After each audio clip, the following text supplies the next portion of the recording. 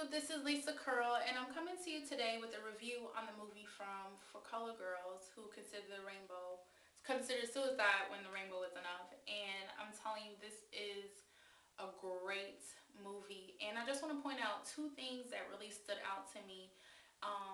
Basically, the movie was based on a book that was written with the same title. The author, I think her name is Ntozake Shange. I can't really pronounce her name, but I'll put the information for the book down below in the description box. Excuse me. And basically the premise for the book was that the rainbow represented a woman's life, and each color represented a lady and her struggles of what she had to go through. And you can see that very evident in the movie because each character for the majority of the time wore that specific color throughout the movie. So if you've read the book, you can tell who is who. And I like the fact in the movie that he stayed true to the original poetry within the book while he was writing the screenplay. So that was really awesome and really nice to see, because a lot of screenwriters, they don't really stick to the nature and the originality of the book itself. But moving on, two things in the movie that really stuck out to me was the lady in yellow, who was represented by Anika Noni Rose, and she was the lady who, she had everything going on for her. She had her own apartment, she had her own business, she was helping her community, she was a stand-up lady, and she just went on a casual date with a guy. And the guy, she was very kind of, demure, but she was very self-assured. And, she didn't want to let him come up to her apartment on the first night, which, is right to do when you're going out on a date with someone. He was very gentlemanlike, very cordial, did everything that he was supposed to do, made her feel like she was on top of the world, which a man is supposed to do. And, he just made a simple gesture, maybe our next date, you could cook for me. And she was like, I'll take you up on that. So, she made dinner for him, and he asked for a glass of wine. And as she was checking on the food and she was talking to him, he started to take off his clothes, unbutton his shirt, pull down his pants. And do you know he was naked? And she turned around in astonishment and dropped to the floor, like her mouth just dropped open. And, he began to rape her, and he just took her innocence from her vulnerability, everything from her. And basically that opened my eyes, because it doesn't matter who you see. It doesn't matter what that person does, how they act. Everything that glitters is not gold, and that some people have an alternative motive, whether you're a male or a female. And it can be somebody that that will take advantage of you. Somebody that, is unsuspecting, that you wouldn't even think would go that route with you.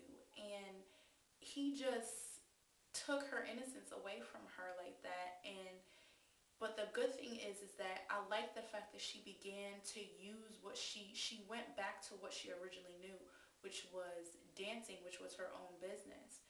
And she used that as a way to get through her pain and her anguish and her sorrow, which is something that, a lot of us women can do. And it's a tool that you can use to get through whatever situation it is, whether it's dance, whether it's reading, whether it's jumping rope, whether it's reading the Bible, whatever it is.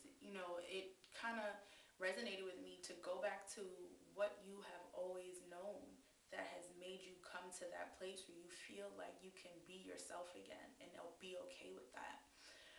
The second story that also resonated with me was the character of Elise Neal, who was represented by the lady in brown. And her character, she was with her boyfriend from the time she was 14. They had 2 kids. He went off to war, but he came back different. And he had an alcohol problem. He couldn't hold down a job. And to me, it looked like he was suffering from PTSD also, in the movie. And, because he was so jealous, he couldn't think straight, he was delusional. He always thought that she was cheating or doing something better than he was. And, she tried to be that encouraging person. And he dropped the kids out the window. But that's not the part that really shocked me. I mean, that shocked me. My mouth hit the floor when I saw that happen. But the part when Felicia Rashad talked to her and was saying that she needs to take responsibility for a portion of this. She needs to take responsibility for her part, which is so true when it comes to any type of situation that you're going through. You have to take responsibility for your part. What could you have done different? What could you have done better? How are you going to move on to the next step in your life and to make sure that this doesn't happen again, whether it's starting your own support group, finding a support group, helping the next woman or the next man not be in the same situation that you were, helping rebuild yourself, because when you try to do that, you end up rebuilding what you lost. You never forget it, but you also always, you try to move on from it, which is also in a sense healing from it. You're not just shoving it under the rug. And I thought that part just, it made me cry, because a lot of times, we do play the victim roles and we are the victims, but sometimes we never move away from that victim role. We kind of stay complacent in that spot.